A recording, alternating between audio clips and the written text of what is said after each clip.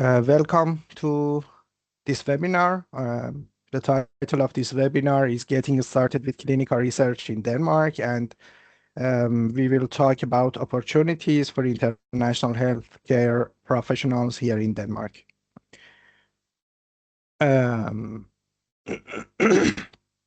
My name is Omid, and I'm a medical doctor trained in infectious disease, and I will tell you a short story about what I did and what I'm doing here, and about the ClariHooD. So,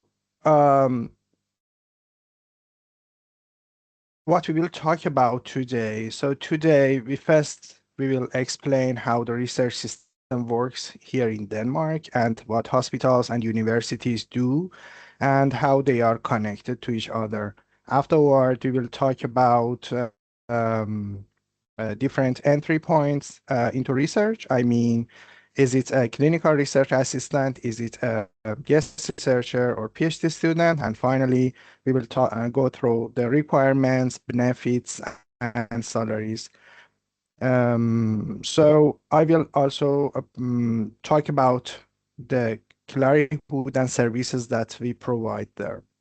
But shortly about ClariHooD, and I would say that ClariHooD is a registered APS, a small company here in Denmark, and our aim is to helping professionals turn ideas, data, and experience into real impact. And the final aim is to reduce research waste. So we do consulting, we do training, we do mentoring, and we help you and other researchers to make connections to find their best research match. What about me? My name is Omid. I'm a medical doctor trained in infectious disease, finished in 2017. In 2019, I moved to Denmark to follow a physician scientist career. So I came to Denmark using a guest researcher visa in 2019. In 2020, I could achieve the funding for researcher and afterward the PhD funding from Rezahosseini here in Copenhagen. And finally, actually, I graduated in 2023 with a PhD in immunology and infectious diseases. Afterward, I worked as postdoctoral researcher in field of vaccination at North Children's Hospital here in Hillerød. And during these years, I published more than 60 papers. I was part of, mentorship team for medical students, co-author of the National Danish Vaccination Guideline for organ transplant recipients, and active collaborator on international research projects via European Society of Microbiology and Infectious Disease and Global Burden of Disease. So I could actually earn some experience in this way, and actually something that I am presenting here is my story, and maybe I can use these points that I learned during my research path to help other colleagues. But why clinical research? So first and the most important thing is that using clinical research, we improve patients' care. So research lead to better treatments and outcomes, and all of those everyday practice that we have, routine practice that we have in clinic, they came from research. So it can be clinical research, can be observational studies, even the case reports. All of those, they can help to improve patient care. But using the research path, actually, you can make or build your credibility. It's very important that everyone know you as a credible person. So even if you would like to work here in clinic, so it's very important to have some experience in research here in Denmark, because at least you should know how to read a scientific paper or a manuscript. Moreover, research opens careers pathways. So when you actually enter research and have especially if you have an official degree such as PhD, it opens a new path in your life. So you can actually enter to work in hospitals, you can work in pharma, and it is actually a way that you can enter, for example, academic career. So it is not just doing research in a room. It's a new lifestyle, I think. So I think people are joining still, so I just admit them. Yes. Um, so we go further with clinical research landscape in Denmark. In Denmark, the clinical research actually happens mainly inside clinical departments at hospitals.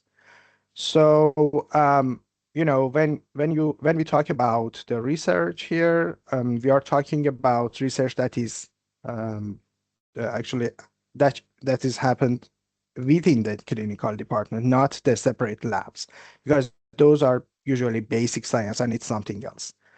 So for example, when we have a cardiology department and the cardiology department has a clinical team and a research team working together. We know the main universities here in Denmark. Those are in the main cities, Copenhagen, Aarhus, Odense, Aalborg. Each of those has their main universities and also some smaller regional hospitals which have active research units. Um, so this is the structure that you can see here in Denmark. And, every specialty, I mean, cardiology, nephrology, infectious disease, all of those, they have their research units and academics, they work there. But uh, the only difference that there is between the clinic and research work here is hospital is that it is possible to do the research without authorization. You don't need authorization to do research, and you don't need to be proficient in Danish. So most of research, it is possible to do in English. So, and I think it's a very positive point about. So here you can see an QR code, and if you scan this QR code using your mobile phone, you reach to a list of hospitals in Denmark. It is also possible to search the hospitals in Denmark in Google, for example, and you will reach to a list of the hospitals there. But which roles are there in research? So let's talk about the roles. Um, so I just divided the research roles into two groups. One group are guest researchers, and the other groups are actually those who receive salary. By guest researcher, we are talking about the volunteer job that actually is you are doing research without salary, but it can open doors and it's a good entry to the field of research. About those that receive salary, it is clinical research assistants or CRAs. Usually they have a support role in trials and projects something like data entry, helping to draft the protocols for ethical approvals and something like this. The other role can be researcher, and you do actually clinical research, PhD students, and postdocs. And we will talk about each of those separately in next slides. First, and the most important, I think, is the guest researcher. This is the path that I started from, and I would recommend everyone who asks me to start from here. So as you can see, you are a researcher, you don't receive salary, so you need a treasure or something to use when you are working as researcher. There is a specific visa to enter, and it's called guest researcher, or in Danish, gæsteforsker visa. Um, so the purpose of guest researcher is just to join projects. It's about learning methods and to build a Danish CV with references. It is very important in Denmark to be credited. And when you have a Danish reference, it helps a lot. Usually, hospitals and universities provide access to research facilities. Maybe they give you a laptop and you have access to the patient system or the research system.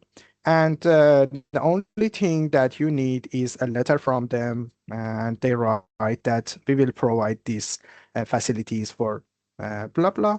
And usually the letters, these opportunities is between 6 to 12 months, but it can be maximum 3 years if you require a visa. So it is possible to extend up to 3 years. The good thing about guest researcher is that it is very flexible. So if you are still working with the authorization process, you can work 2 hours a week as a guest researcher, and rest of that you can follow your authorization process.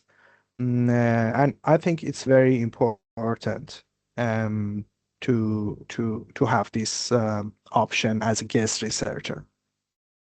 But where you can find the guest researcher positions, usually the guest researcher or volunteer work researcher, it's not announced. So if you would like to find the positions, you should find um, responsible person, I mean a supervisor, and contact directly to this person. It can be in person or it can be via email. So you know each other better. You make contracts or agreements and start a project, and it can be a good start. Um, The other one, those who receive salary, the first and basic one is clinical research assistant or CRA. When you talk about the CRAs, usually people call them researchers. All of those are researchers, and all of those receive the researcher visa because there is also a visa for this type, and it's researcher. But it requires a health degree, some knowledge about a statistic, and certificates in a statistic or good clinical practice, medical writing, and something like this. Uh, your task would be patient requirement, recruitment, trial documentation, data entry, coordination between the different parts of the research project, drafting a study protocol or manuscripts. But if you try ask about the salary, I would say that depending on your seniority level, it is between 18 to 25,000 Danish krone per month after tax. And actually, you achieve Danish experience and you make a network for yourself. But it is not easy to find the paid positions like this, the research positions. Um, so why I start here? It is because it's the easiest pathway to join research groups with salary. But to enter this, you require some experience beforehand. Um, the research positions, researchers or clinical research assistants, those can be, for clinical research assistants, those can be a bachelor or master degree or also a medical degree. So, it's not a requirement to have higher degrees. Usually they announce the job in Job Index, JobNet, or other job portals such as Work in Denmark. But you can write directly to supervisors, and I mean, it's an unsolicited application. And as I mentioned before, there is a specific visa for this time.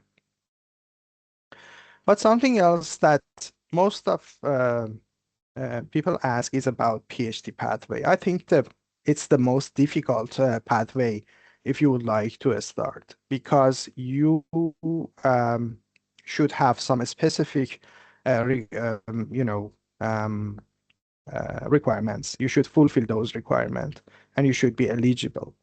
So to enter the path to PhD pathway, the most important thing is to find a supervisor who has money, because the money is very important here. I would say why it's important.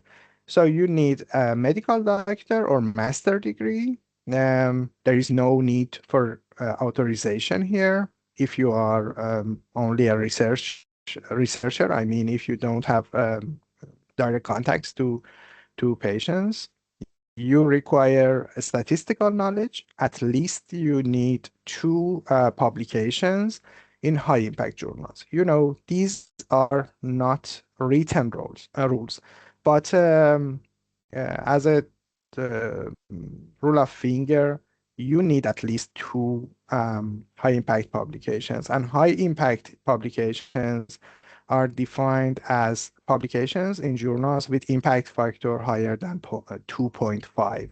I mean, if you published at least two papers as first author or shared first author in journals with an impact factor higher than 2.5, it's very good. Um, the English test, it is not a requirement when you are going to find the supervisor, but after you find the supervisor and you agree and everything is on place, you require um, English proficiency test, IELTS minimum 6.5. I mean, the general IELTS is okay. And it's only when you are going to enroll as PhD student at the university. I mean, at the last stage. So don't worry if you don't have the I mean certificate yet. Usually PhD studies are 3 year, including courses, and you should participate in some courses. Some of those are mandatory courses, others, those are announced on the website. You can participate according to your project. It's not something fixed, but you require at least 30 scores or 30 ECTs. And you know, when we translate 30 score to hours, it would be 300 hours participation in the courses. And all of those are certified courses that are held in certified centers or universities. During your PhD studies, you need at least 3 publications to write your thesis, and those publications should be published according to the standards here in Denmark. Those should be published in high impact journals as well. The salary is between 22 to 26,000 after tax, with benefits including pension and holidays. And you know, it's a strong academic career path. It's very competitive because you know, everyone can apply for that. But the most I mean, the most important challenge here is this finding a supervisor, because the supervisor should have money to hire you. And this is not a small amount of money. The supervisor should guarantee your salary for at least 1 year when you are enrolling at the hospital, at the university, and plus 3 tuition fee. And in total, they should have 500,000, I think, for today, 500,000 Danish krone they should have at least to start a PhD project. The good thing about PhD projects here in Denmark is that you can start as a researcher, and afterward, after, for example, 1 year, you enroll as a PhD student, and they count your previous research experience and publications. It is possible to include those in your thesis. So it's a good point. So if you cannot find a PhD position, just stick to the researcher position. So and publish papers. It can help you in the future. But all of those papers should be in line. So they should they should complete each other. They cannot be three different things because they should shape a thesis finally. Where you can find those, you can find via announcements in different websites that I mentioned previously. Work in Denmark, I mean JobNet, Job Index, and others. And you also can write directly to supervisors and mm, ask if they have a PhD position available or if they plan to start a PhD position in next year, for example. The good thing about the PhD pathway is that, it's an international degree. So it's not similar to medical degree that each country has the authorization process there. So when you enter the PhD, when you achieve your PhD program, if you don't like to live in Denmark, you can move to Sweden, you can move to Germany, and the PhD is something internationally recognized. After you finish your PhD, you can enter postdoc to actually achieve more experience, independent research experience. You can work as senior researcher, you can work as assistant or associate professors. So yeah, as I mentioned before, actually having a PhD degree, it helps a lot, but it's very competitive and difficult to enter.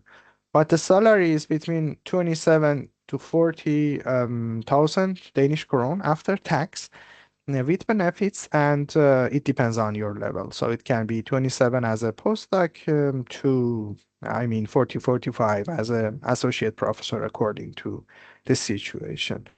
Here again, you should have agreement with the clinical department, and you require funding to run projects and actually to have your salary. As you can see here, it's a hat of seniority on the researcher. So yeah, so it is a um, you know it is a more senior position.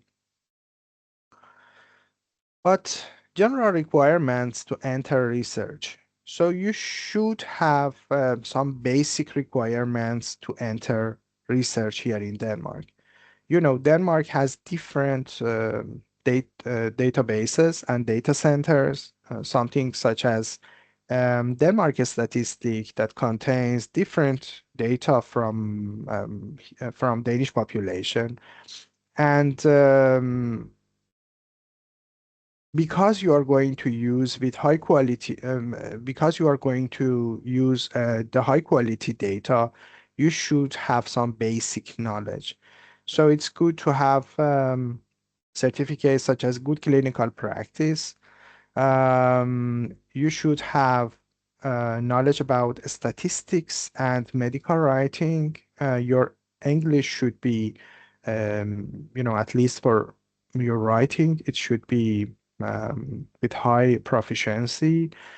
And here in Denmark, usually they use the statistical software R. In other countries, maybe they use SPSS, for example, but here it's usually R because it's um, free. It's an open source software and it can do a lot. So um, it's very good if you learn R. And we talked about English proficiency, and it's very important that you make a network. So making a network, I think it's the most important thing here in Denmark. But how to get a start? Um, so I think finding a supervisor is the first step. So you actually find a supervisor and you can write directly to supervisors. My suggestion is not to just follow the full professors, go to associate professors. That's the best point for a start, because usually those are looking for um, some hands to help. Um, Build a network and actually um,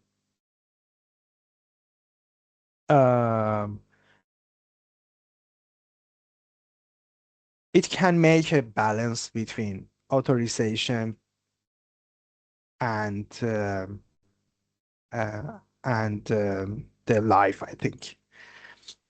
So you start from number one is to take courses. So you can find some online courses. Those are free of charge or with a small amount of money. Websites or databases such as Coursera, those provide very valid courses in different fields. You can participate there. And by participating in courses, you show that you are eager to continue in the field of research. Afterward, you should choose the research field. It's very important because when you enter a research field, it's very difficult to jump to another field. Even if you start in one center, it's very difficult to move to another center. So my suggestion is just to stick to a specialty that you would like to continue there. For example, is it cardiology? Is it infectious disease or everything? Afterward, in that field, you can find and contact supervisors. If you go to the website of the university, if you go to the hospital's website, you can find the email address and telephone numbers. You can write to them, you can call them. And that's, I mean, the first um, step uh, in direct connections. You can present yourself, your CV, and show that you are interested in research. My suggestion is starting with guest researcher or clinical research assistant. So if you have previous experience, so just go for clinical research assistant. But if you don't have previous experience, just go to guest researcher. And in that way, you can find actually achieve some experience. Afterward, you build publications and apply for researcher or PhD positions. And when you work as a researcher in a center, as a guest researcher or as a researcher after 6 to 12 months of involvement, usually they offer you or offer you a position, or they usually apply for funding if they find you serious in your field.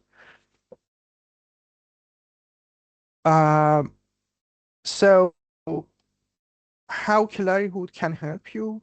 So here in ClariHooD, we can help you to match with supervisor and projects. So using our network, maybe you can find some guest researcher positions, and we do our best to find the position for you. And we can support you with CV and proposals if you um, write something. I mean, if you would like to write a statistical analysis plan, if you would like to improve your CV, we can help you. We can provide at ClariHooD some statistics, scientific writing courses, and you can participate and receive certificates there. We have publication support, and if you accept a project from a university professor, you can mention that are working with us, and we can help you with editing, with some comments on to improve your paper, to find journals, to help with the submission process, and a lot of other um, actually actually helps that we can provide.